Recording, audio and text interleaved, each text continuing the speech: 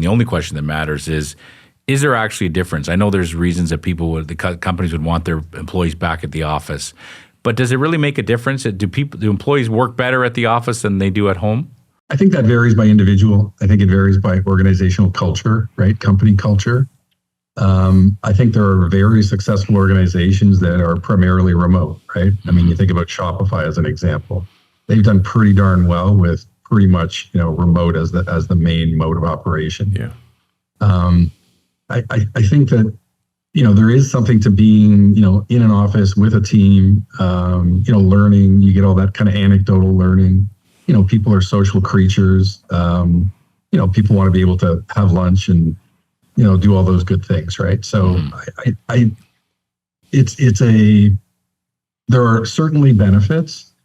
The question becomes for a specific organization, trying to focus on specific objectives, is it going to benefit them and outweigh the cost to the employees or the talent who have to then show up and do it, right? Mm-hmm.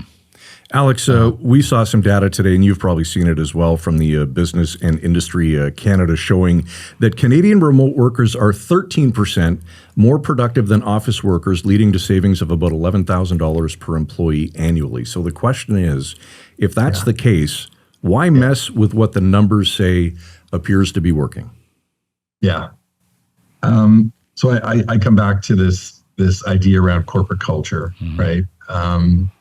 If you're in a business where, you're under stress, I mean, let's say that, U.S. tariffs or threats thereof are causing you to lose sleep, right?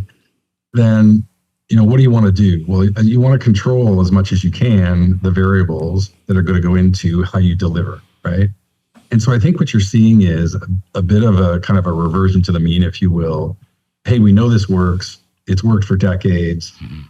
Let's get there and let's make it work. But I think that the remote work can also work, equally well, and in some cases better even. What employers have to face is, am I going to be able to keep the best talent, right? Like, am I really going to be able to keep the best talent? Because I know I'm biased as an HR guy, right? But talent wins, right? You got the best talent, you're going to win. So I think that's the risk that you run is, how do I keep that talent, right?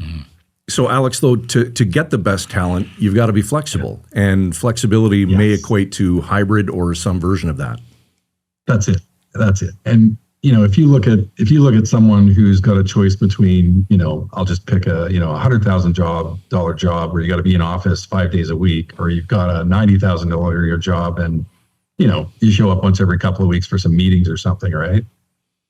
I don't know. I mean, at the end of the day, you start doing the math. By the time you commute, buy some lunches, like, is it worth it, right? And people are making those individual determinations all the time. I think that's what leading to my next question. That's kind of where maybe in 5 years from now, that'll be the issue. That'll be one of the criteria you think about when you're looking for a job. Do I have that remote option? Do I not have that remote option? Is that kind of where you see it as well? Yeah. And to be honest with you, Scott, I don't think it's 5 years out. I think it's now. I think it's part of the mental math that people are putting into the equation when they consider, do I want to join somewhere? Do I want to stay? Do I want to leave? And it's a big variable, right? It's a huge variable.